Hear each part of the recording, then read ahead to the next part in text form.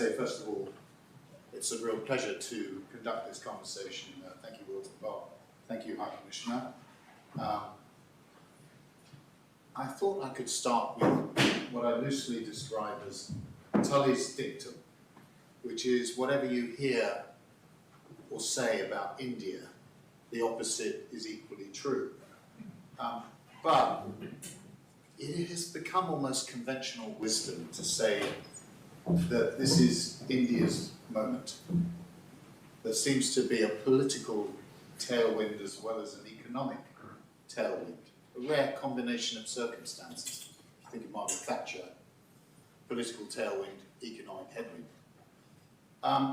But also, India seems to find itself in a geopolitical sweet spot between East and West. So, perhaps you could talk a little bit about how India suddenly appears to be top of the heap, and then how is India going to exploit that position? Well, first of all, let me join you in saying Wilton Park. Thank you very much for having both of us over. To your question, Lila, I would say rather than say it's a moment, I would say there's a momentum, because there's a certain process of which we are in the middle of at this point of time. And there are different aspects to it. I think there's a whole domestic side where there have been really very sweeping reforms.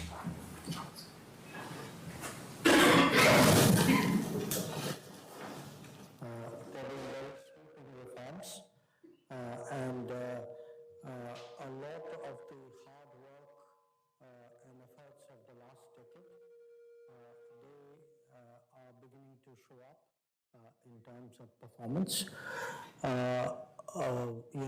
It could range from how we handled the COVID to the economic changes which were made, the recapitalization of banks, the effort to boost exports, the renewed business confidence, but also very much the socio-economic changes.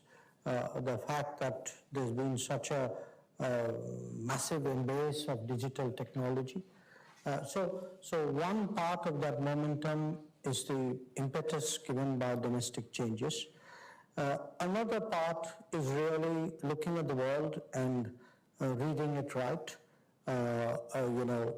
trying to navigate the big contradictions and exploit the big opportunities of our time, restructuring our own neighborhood, building a certain, I would say, a record in terms of a contributor to global requirements, and certainly a good, solid economic performance at home has also worked well abroad. There's a dynamic there, so you can say easier to do business means you clearly get today the highest ever FDI levels that we've been getting. The de-bureaucratizing of the society, what we call ease of living, I think that's helping in many ways. Certainly, digital has been very useful in improving the quality of governance. The infrastructure, there's a much more integrated approach to infrastructure. And then finally, I think there is a cultural, historical, civilization side of India. I think you have a political party in power, you have a prime minister in power who certainly believes that the rise of India is not just another country rising, but that we carry with us a certain I would say, weight of history and experience which comes from that. And there's a lot that our traditions and culture can really contribute to the global discussion. And I'm going to come to that, as well as that rather interesting phrase you used about restructuring the neighbourhood. But if we just look at the bigger picture, Minister, I think it's fair to say that there is a growing dichotomy not just between East and West, but also between the developed world and the developing world. And there's a search for viable alternatives. You talked about India not being anti-Western, but non-Western. Yes. You're also in a number of groups, different groups, the BRICS, for example. How do you see India's role in trying to either reform the post-1945 global institutions of governance or building alternatives? You know, in a sense, we are partly revolutionary, partly evolutionary. You want change, but you want a change in without an excessive disruption. So if you ask, let's take this aspect of your observation, how do you change the 1945 world order? You know, when you advocate a reform of the UN, that's one way of trying to change it.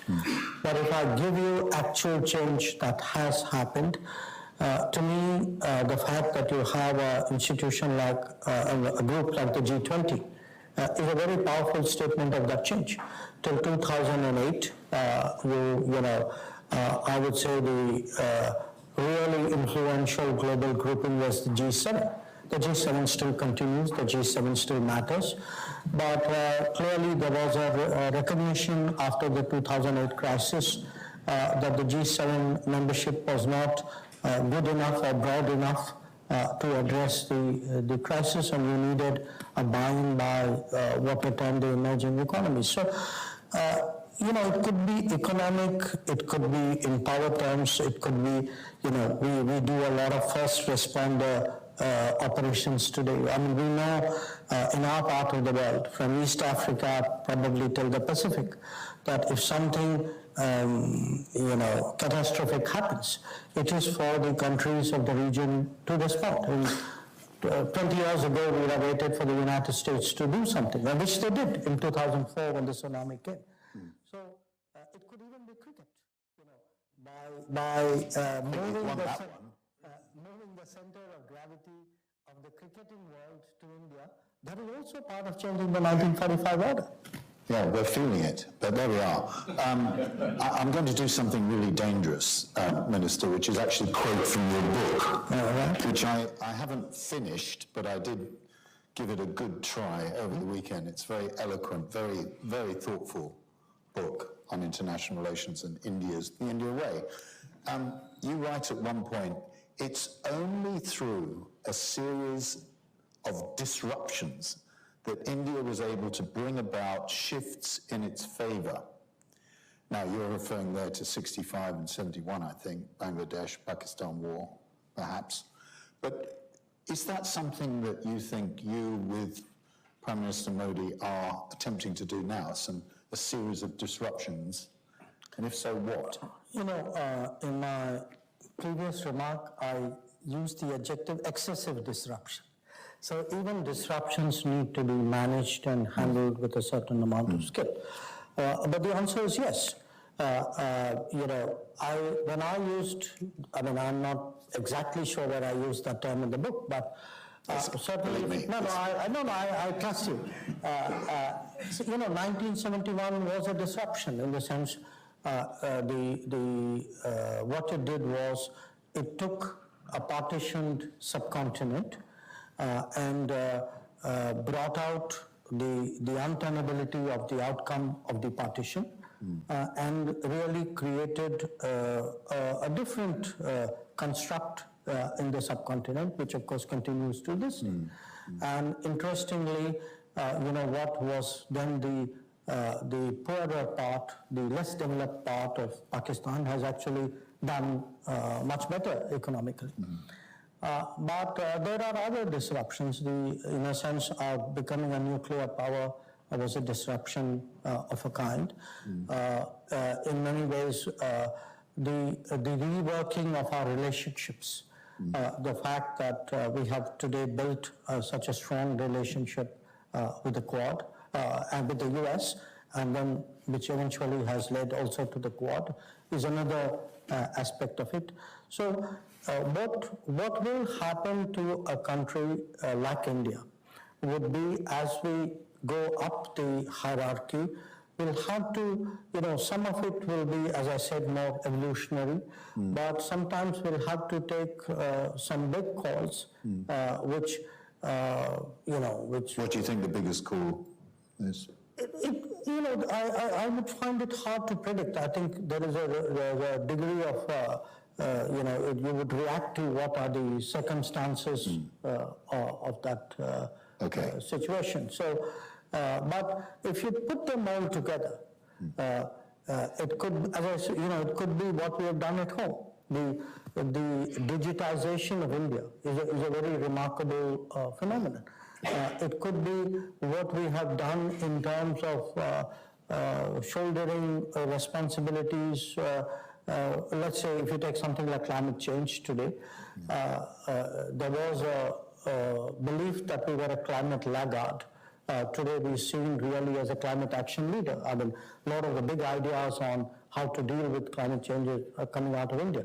So there's a whole lot out there. So I'm going to ask you about relations with China. We've got quite a few things to get through, but can you give us a quick update on progress on the Himalayan border dispute? But then a slightly bigger question, which is, do you believe that China can accept India as a peer in its Sinocentric view of the world?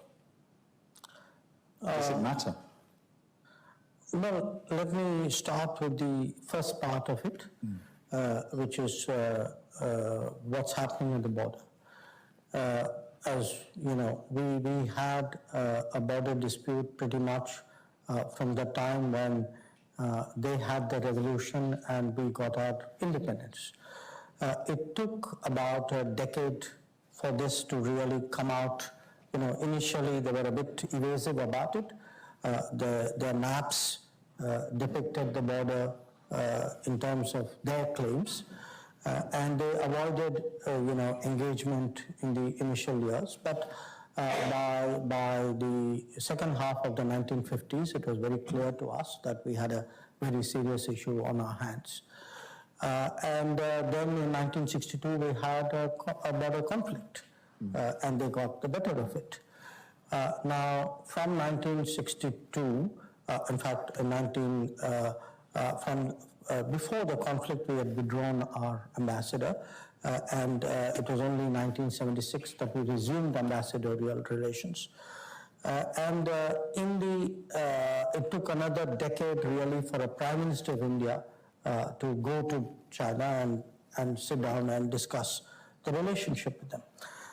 So in the 1990s, both countries made an effort to discuss the border, but stabilize the border while it was under discussion. And the arrangements we arrived at in the early 90s, in 93 and 96 specifically, lasted really till 2020. That there were very specific arrangements about not bringing a large number of troops to the border, and then there were further agreements about what happens when patrols interact with each other. So from 1975 till 2020, there was actually no bloodshed on the border at all. But then we saw in 2020, for whatever reason, the Chinese did not continue to adhere to the agreement, and we had a big movement of troops to the line of actual control, and eventually there was a clash. Quite a few soldiers died. And what that has done is it has really vitiated the relationship. It has vitiated the relationship, one, in terms of bringing back memories of a conflict and of sharp differences. But it has also raised questions about a neighbor. When you say, when you have an agreement, it's important that agreements are kept to. And when that doesn't happen, that too has consequences in terms of credibility and trust. So we're making some progress in the talks. Well, the talks there are places where, because we responded again by moving troops in very large numbers. So what happened was we ended up with a number of points where there is very close-up deployment of troops, which is fundamentally dangerous. Yeah. And our efforts since 2020, since September, I met Foreign Minister Wang Yi in Moscow in September of 2020, and we agreed, okay, let's find a way by which both of us go back to our traditional bases, so that we don't have that very close-up deployment and all the frictions that arise from it. Now, since September 2020, we have solved a number of these situations, but there are some which are still under discussion. Okay. So this is still a discussion going on. So what about the bigger question? Now the bigger question, there is a certain reality, which is the rise of China. There's an equal reality, the rise of India. The rise may be different, the time frame may be different, the quantitatively or qualitatively they may not be identical.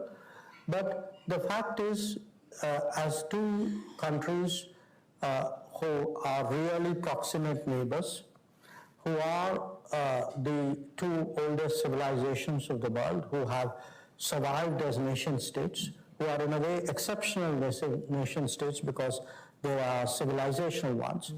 I think there are realities that need to be recognized, and perhaps each one of us has some tradition of how we look at the world, but traditions at the end of the day also have to take into account contemporary realities. I mean, I am today the fifth largest economy. I am the largest in terms of population. The impact that India would make on the stronger, fastest growing large economy of the world today. So those are realities that have to be factored in anybody's calculation, not just in China's. So I'm going to come to Indian exceptionalism in just 1 minute, but can we just deal with Russia? Okay. And I was struck by how many times in this book you clearly didn't have an editor, but anyway, that's just a joke, ladies and gentlemen. But you... Actually, I had one, a particularly bad one, and that was me. Yeah, right. I do the same, by the way, but anyway. But you make a point several times about how remarkably stable over a number of years, back through the Soviet Union, relations between India and Russia, qua Soviet Union, have been. And that's remarkable given, if you think about East-West relations, America-Russia relations, but particularly in the latter years, at least, of Vladimir Putin's reign. Now, sorry, not reign. That was a definite faux pas. Rule. Yes, rule. The emperor. But India has not condemned unequivocally the invasion of Ukraine, and you're clearly not respecting Western sanctions regarding purchases of oil. Now, the issue is, I understand that you don't want to put Russia in the poodle position next to China.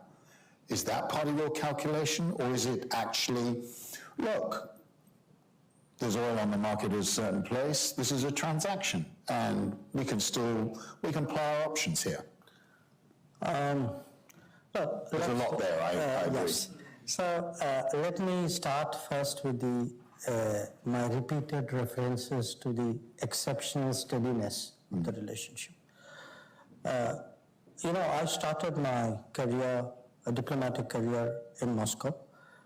There were very different times. I'm talking of the late 70s. And here's the fact that people need to think about. Let's look from the Second World War till today. The ups and downs in the relationship of the West with Russia. I use Russia and Soviet Union interchangeably. Okay. So they were your allies in the Second World War, they were your adversaries in the Cold War, they were some kind of friends after the Soviet Union broke up. The Yeltsin years particularly, even perhaps the early Putin years were years of great engagement. And then again things didn't go so well. So it's been up and down, okay? In the case of Russia and China, they had a very strong relationship after the revolution in China in 1949.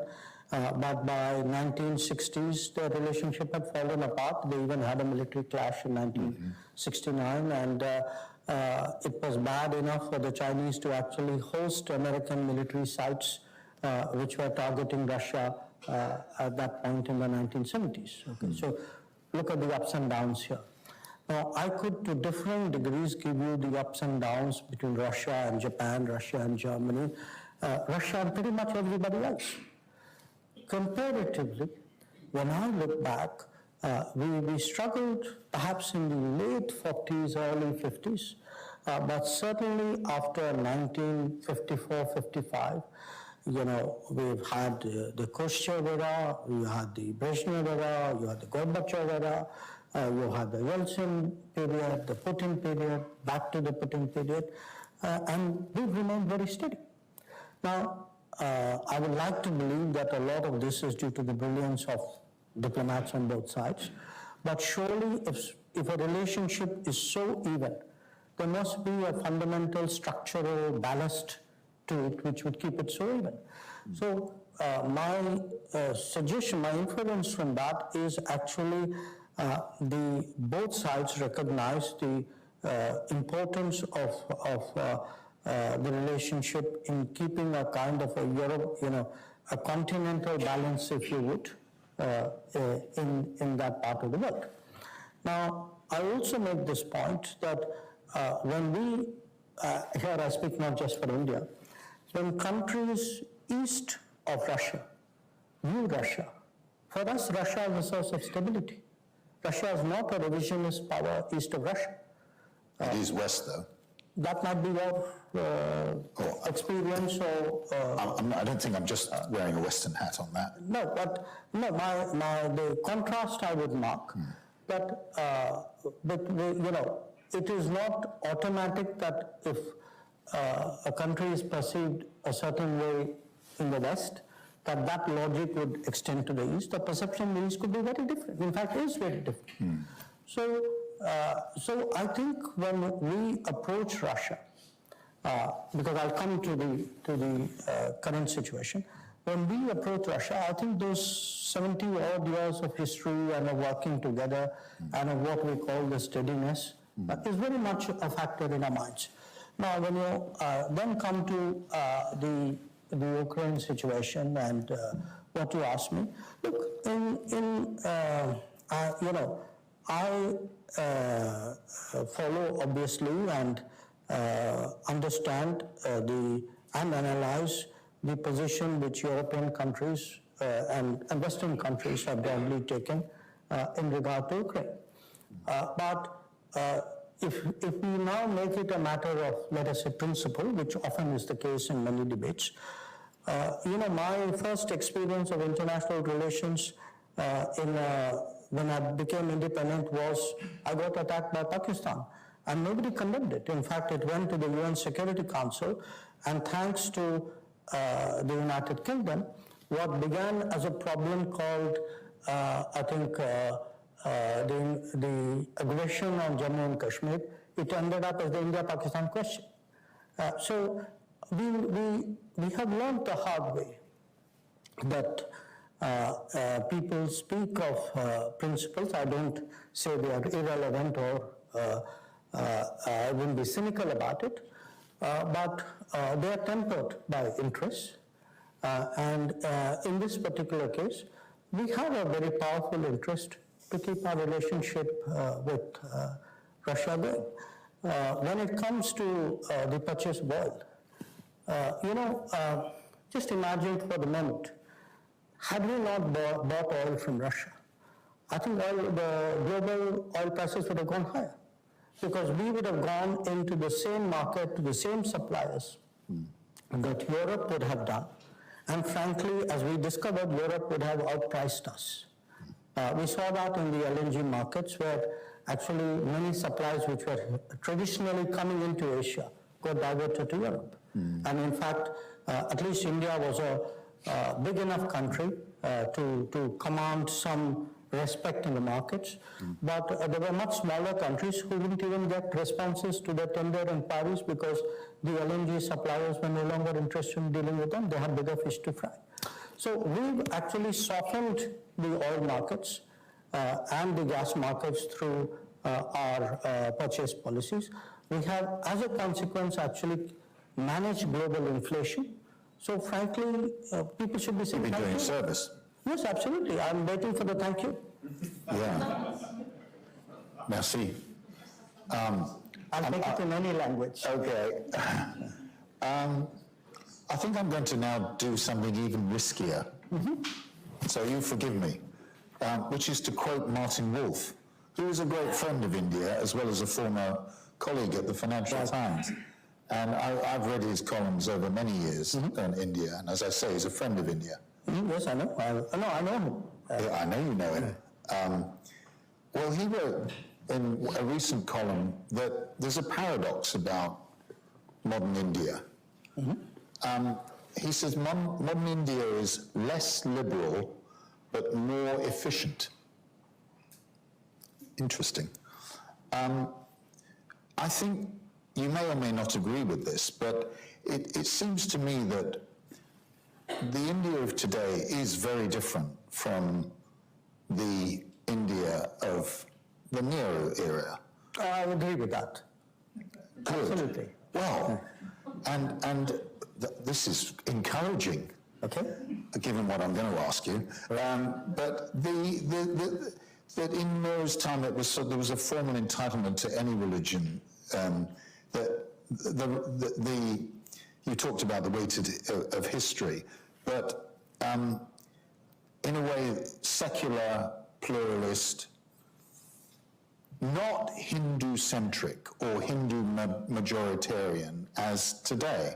Now, we can get into the legal, what happened here in which state. I don't really want to go there. I'll just say I'm making this as a general political sort of philosophical. You referred to the weight of history and the new India.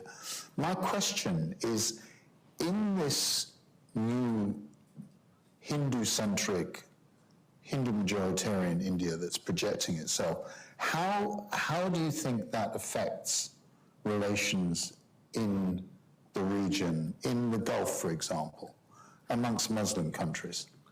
I tread lightly, I tread carefully here.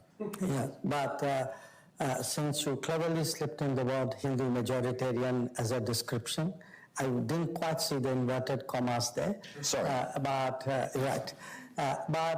So I'll come back to that.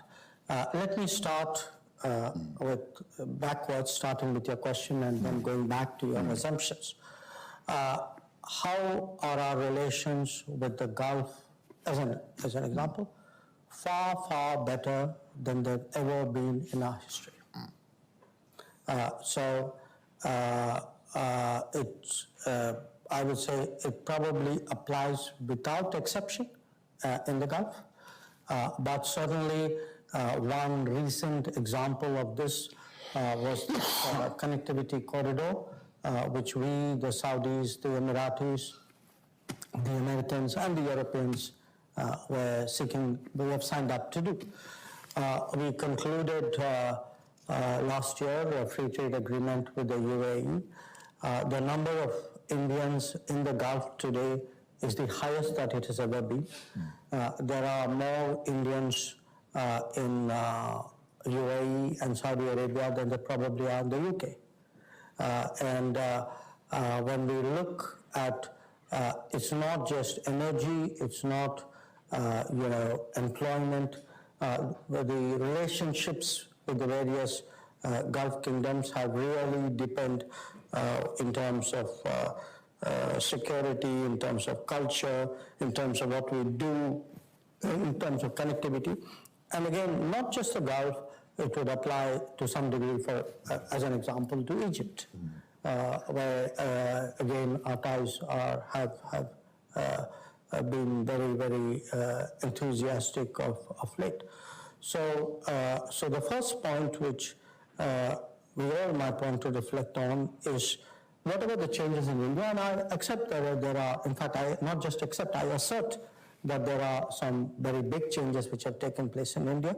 Clearly, those changes are very, very well received in the Gulf. In the majority. I see, sorry. In the Gulf, in the Middle East, West Asia as we call it. So that's the first thought, that these are apparently, from their perspective, positive changes. The second point, I go sort of go back here.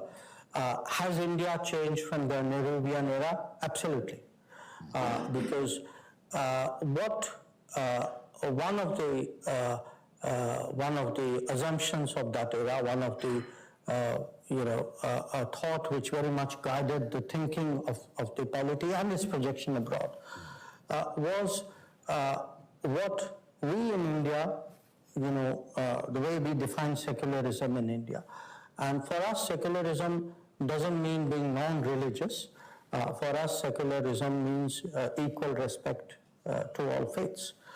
Now, what happened in reality, in politics, was beginning with equal respect for all faiths. We actually got into a sort of a vote bank politics, a minoritarian pandering. And that, over a period of time, I think created a backlash. So a very powerful word in the Indian political debate is what is called appeasement, which is We've got some track record on that too. I'm speaking here only for myself. So the direction in which politics went, I think more and more people started feeling that in a way, in the name of being equal, of equality of all religions, in fact, the biggest religion had to be self-deprecatory and play itself down. And I think, a big part, I think, of that community felt it was not being fair. So the changes we have seen, the political changes and the social changes we have seen in the last years have been partly at a intellectual level a reaction, and a political level a reaction to all. So do you think tolerance has gone down? No, I don't think so. I think on the contrary, I think people today are less hypocritical about their beliefs, about their traditions, about their culture. I would say today, I think you used the word, what you said, Martin Wolf said, we are less liberal. I think, and more efficient. Yeah, well, that bits I take as a given. But I would say we are more Indian. We are more authentic. We are not today either currying favor before a global audience or really trying to live up to some kind of left-wing liberal construct which a lot of Indians felt was not us. Yeah. So I'm going to choose my words extremely carefully here. And I'll start with the word Canada and Trudeau. So take a glass of water. Do sip the water. I think I'm going to sip the water actually anyway. Obviously this is a very serious subject because when you have a Prime Minister of a country the size of Canada that makes a public statement and raises an issue with a country and a government of the importance of India. Now his words were a potential link. We may have identified a potential link between, and here I am going to use agents of India, and the killing of a Sikh separatist. So my first question is, very simply, is there any evidence that you've seen in the government that points to Indian government indirect or direct involvement with the killing of that Sikh? In this case? Yes. No. None. Do you believe he's a terrorist? You know, he has a track record which is there in the social media, and that track record is a pretty graphic one. So I would leave everybody to make their judgment when, you know, about a person whose pictures are there with weapons, who has taken positions. I mean, the positions are not secret, they are very public positions. Yeah. But my response, you know, to what Prime Minister Trudeau said is that we have told the Canadians, look, I mean, first of all, because you got to understand the context. The context is that in Canada, we feel that the Canadian politics has given space to violent and extreme political opinions which advocate separatism from India, including through violent means. And these people have been accommodated in Canadian politics. They are given the freedom to articulate their views. And not just that, it had come to a situation where the diplomats of my country, including the High Commissioner, we've had attacks on the High Commission, smoke bombs thrown at the High Commission. My Consul General and other diplomats were intimidated in public, on record, with no action taken by those who did this. You know, this is a country where there is a previous history.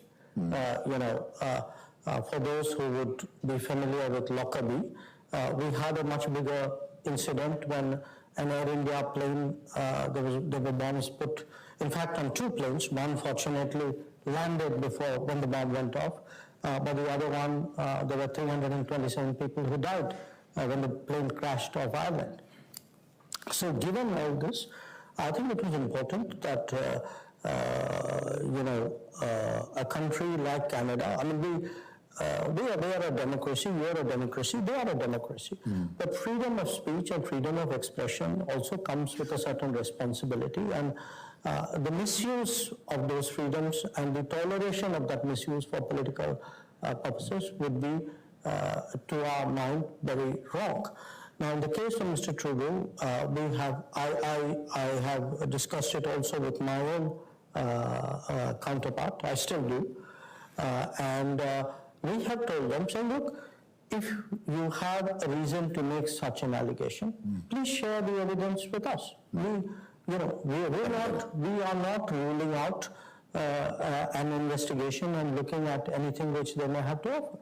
They haven't done so. Right. So I'm going to just ask you one other question on this, and then we've got a couple of others before we open it up. I had a conversation, I better not say who it was with, but it was a very senior and experienced, respected businessman from India about this matter. And he made a rather interesting point. He said, well, look, I mean, extraterritorial assassination, I mean, the Iranians have done it, the Russians have done it, the Americans have done it, the Israelis have done it, the Saudis have done it. So I'm not saying that we did do it, but if we did do it, I mean, we're just doing the same as everybody else, of the big countries. What do you think of that? I don't agree with that. I don't agree with that. I don't think this, I mean, I'm not disputing the long record that you read out. I could add a few other countries to it. Oh, could you, please? Would you mind just naming a couple? No, I do practice diplomacy for a profession. Yeah. I'm not always suspected, but on balance, you know, look, to me, that's not the logic which should be, should be pursued in this day and age. If people do these things, to me, it does not justify necessarily that everybody should follow suit. I will again, put it to you with a certain amount of responsibility of actually holding office, that if at any stage any country believes that they have reasons to suspect something like this, in fairness, they should present us with a reason. Right. Okay. So I would not justify it. I would look into it. Good. I want to ask you two last questions. One is on America. We could talk for half an hour, both of us. You served there, I served there, not as a diplomat. I'd like you to comment on Bob Gates's article, which you may or may not have read, but certainly you'll be familiar with the argument. Can a divided America deter China and Russia? Okay. I would say a divided America or a divided any country would obviously be a less effective player on the international scene. It's not necessarily a predicament which is specific to America. It matters more with America because America is the premier power of our times. But having looked certainly at the last few years, and there have been very strong, very bitter political debates in America, but I would say America has been actually in the last few years quite effective abroad in a variety of ways. Well, I can't remember whether this was in the book or in one of your conversations in America with either Ken Juster, an old friend, or Walter Russell Mead, but you said something which really caught my eye, which is you referred to the American maritime presence in the Indo-Pacific, and you referred to the way they played a constructive, important, and pretty immediate role in the wake of the tsunami. Right. And you said in your comments, I'm not sure they could do the same today because they've drawn down. And I wondered whether that reflected a sort of view in the back of your mind, actually, America's sort of a relatively declining power.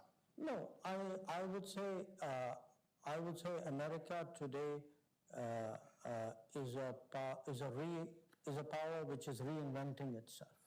I don't think it's a power which is declining. Your memory is correct. I did say that in the Boxing Day tsunami in 2004, the U.S. was the dominant naval force which came to the rescue. I'm not sure they do it today because they do not deploy that many ships, and they're not so based so proximately. So, but then I went on to say, therefore, the Americans have had the wisdom to realize the need to work with other partners. And in fact, it is this American openness today which is shaping the Indo-Pacific, which has created a body like Quad. As someone who started working with the US almost more than 40 years ago, I find... On the nuclear dossier, yeah. No, on the relationship. On the relationship. And I find today the US is far more open, far more reasonable, far more flexible. They don't always, Will that be the case in 2024 with Trump coming back? We did 4 years of Trump, and we worked well with him. You look well on it. Yes.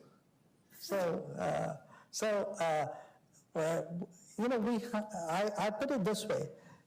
We appear to have figured out how to work with the Americans of all kinds. Well, congratulations. I can't wait till 2020. Yeah, maybe you could tell some of them. I'm sure you raised that with Keir Starmer today. But anyway, let me just wrap up with a question. It's slightly a curveball here, but I started talking about India's moment. You talked about India's momentum. I'm sort of asking a rather journalistic question, which is, what could possibly go wrong? And I want to raise one issue, because you touched on this rather interestingly earlier, which is climate change. I was in the preparation for this, I read that with climate change, you could actually see maybe, because 10% of India's crop disappearing because of excessive temperatures and monsoon, to the point where India might even become a net food importer, which would be a really serious blow.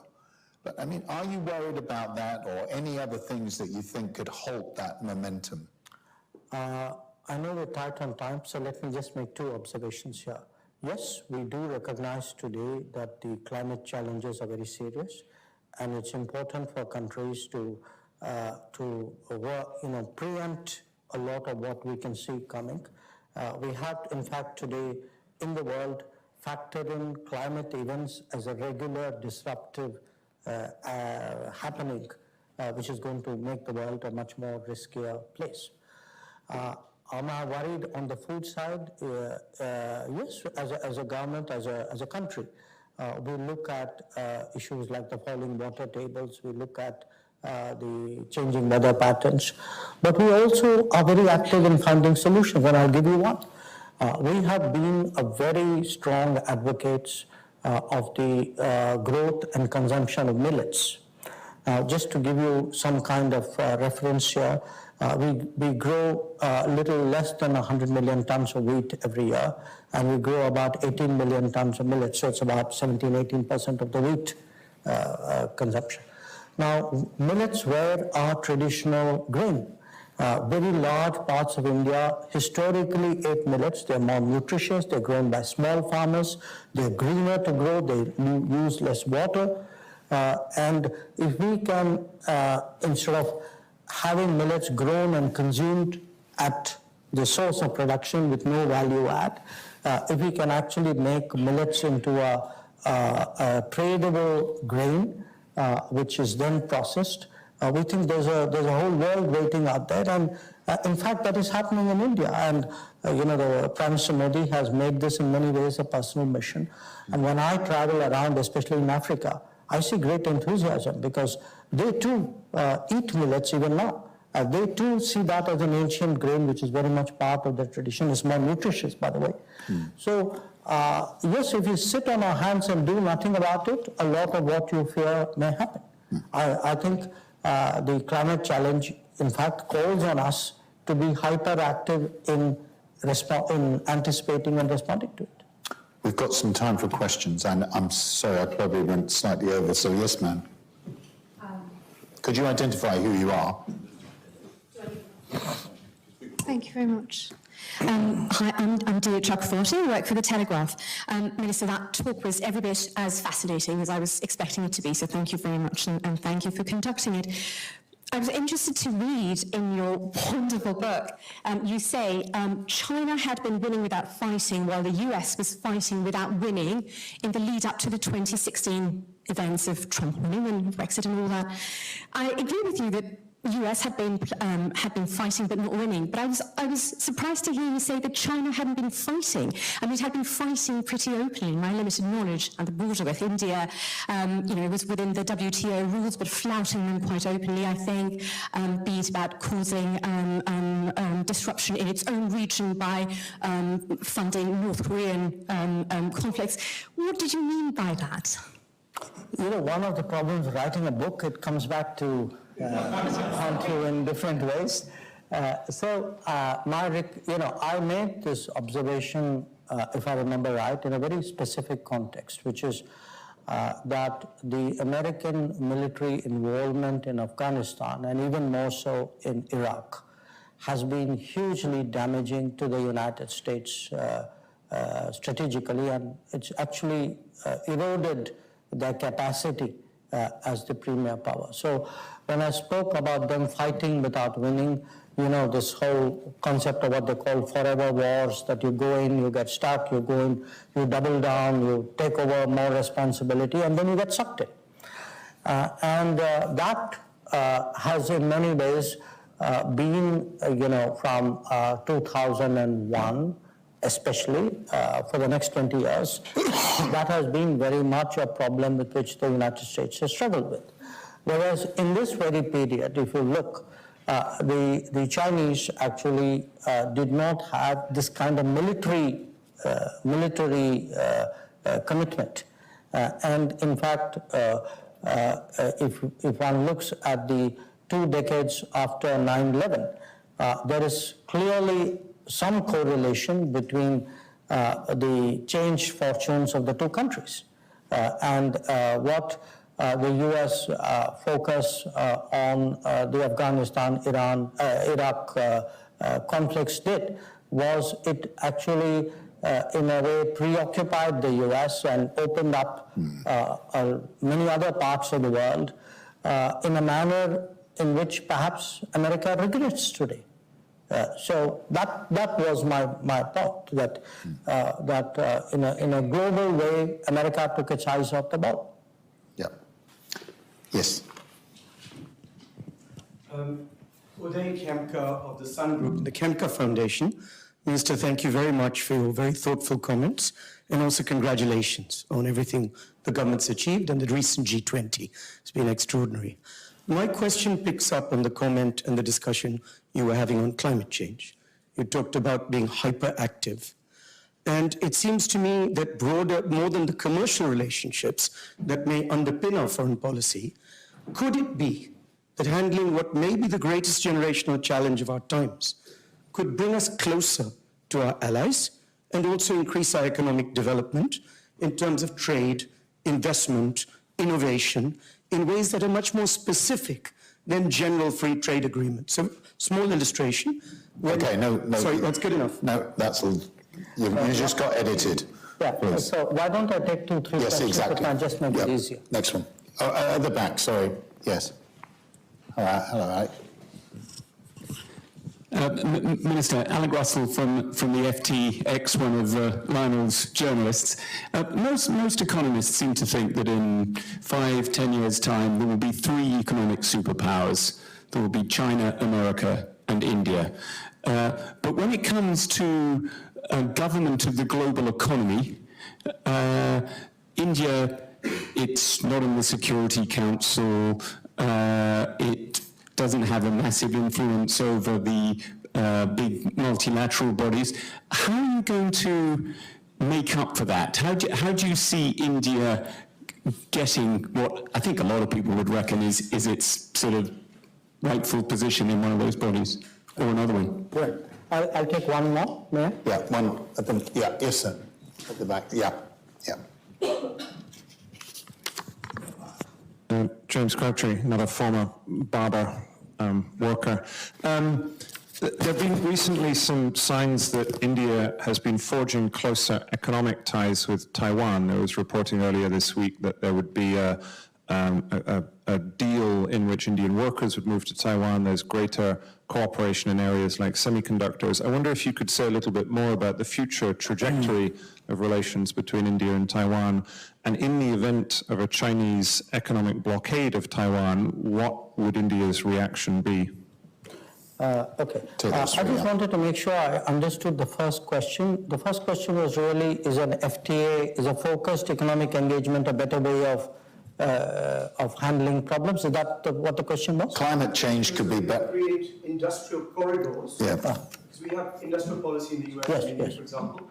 Could we be much more coordinated? Industry, commerce, innovation, renewable energy. Right. And better than FTAs. Oh, okay. Yeah. You know, it's interesting because today Europe is grappling with concerns about fossil fuel dependency and vulnerability. Perhaps there isn't today enough concern about the world when it comes to dependency and vulnerabilities when it comes to renewables. So more than what you are suggesting, my concern would be about over-concentrations. That we are looking at a global economy where in very critical areas there are concentrations, and those concentrations in different ways could be leveraged or could simply not be available in a crisis. I actually feel, especially because the climate events, one is the technologies you need to respond to climate challenges, but the other is the disruption which climate events will have on normal commerce in the world. And both actually warrant, to my mind, a kind of a re-globalization where the current economic concentrations are democratized, they are spread out more, so that you have many more production centers in the world, and I think that would make, frankly, for a much safer global economy. On that question, yes, you put your finger on it. I think we have a real challenge today that by not being in the Security Council, there is a lot in terms of global decision making that we have to find other ways of influencing and compensating for. There's no quick fix. I mean, I think we have to find ways of reforming the UN and other international bodies. My belief is that countries, those who are currently benefiting, will fight those changes, will resist those changes. It's in the nature of things. But the pressure to change will grow with the passage of time. We can already see that happening. It could happen in the UN, it could happen in the WTO, it could happen in other international organizations as well.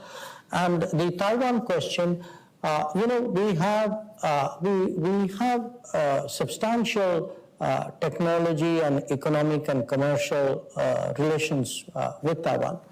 And certainly, Taiwan has a reputation when it comes to electronics and, of course, more recently with semiconductors. So there has been an upswing in the levels of cooperation. As to a hypothetical scenario that you raised, I don't do hypotheticals. Good. We've got time for one last question. Actually, the lady there, yeah, the back. All right, take two, but make it quick. We've got 3 minutes. One. Thank you. I'm the High Commissioner of Bangladesh to the UK. And let me just pay a tribute to you, sir, because you're the first Indian Foreign Secretary who's become the Indian Foreign Minister. And quite an iconoclast diplomat in the South Asian perspective. Every South Asian diplomat wants to follow your career path in that way. So my question is regarding Bangladesh-Indian relations. And as you know, quite often I see that there's a lack of understanding on India-Bangladesh relations in the West, and particularly here in the UK. And as you know, last 2nd November, Prime Minister Modi and Prime Minister Sheikh Hasina inaugurated the international India-Bangladesh railway links in Agartala-Akara. I wanted to ask you that, how important or integral Bangladesh is in India's foreign policy, particularly in pursuing its security, regional connectivity, shared prosperity, and in the Pacific. Okay, thank you. Thank you. One more minute. Yeah, please. Okay. I thought there was one more. Please. Okay, fine, because we've got to have some room for socializing. All right. I think I used the word that we have tried to restructure the neighborhood. Now, obviously, it's not something unilateral by us. We have done it with the neighbors. And again, one of the big changes of the last decade, let's take Bangladesh. We have settled our land boundary with Bangladesh, which is really a very big deal. We had differences on our maritime boundary. We went for arbitration. We agreed that whatever was the arbitral award, we would both follow it, which we did when the arbitral award came, and a lot of it was not in our favor. So at the very least, it's a very good example to some other regions and countries who will remain unnamed. On the structural side today, in the last 10 years, we've had, the High Commissioner was referring to 2 rail rail lines between India and Bangladesh which were inaugurated, a power plant which was inaugurated. Today we are using Bangladeshi ports for our northeast. They are benefiting by more traffic coming through the ports. When we our energy supplies on scale, because we import fuel, we refine it, Bangladesh gets benefited because there's a pipeline which supplies to them. So actually today India-Bangladesh relations stand out in the Indian subcontinent as a model relationship in terms of benefits of regional cooperation. UK-India trade deal before Mr. Sunak calls an election? A lot of it is up to Mr. Sunak, isn't it? That's all we wanted to hear.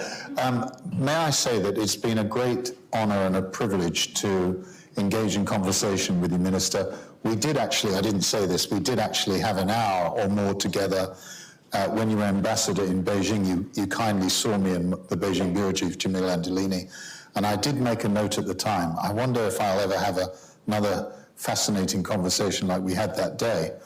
I won't disclose it because it was off the record, but it was very, very interesting. So please join me in thanking the External Affairs Minister, Dr. Jaishankar.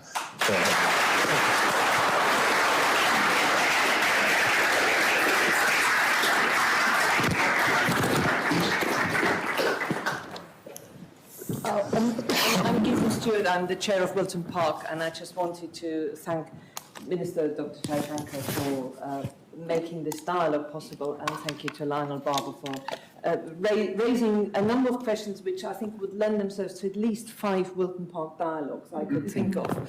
And as you can see, the Wilton Park has a sort of 75 years history of organising global dialogue, but the one thing I take away from today is that the centrality of the question of how we relate to China and how our future relationship to China and also in relation to Russia will affect both continental Europe and us and countries like India. And this is the beginning of, I think, very extensive conversation where openness, being aware of realities, not being too nostalgic, but being quite hard-nosed about how the world is and how you would like it to be, is going to be quite central. So I thank you very much. I thank also for making this possible. And it was good to meet you.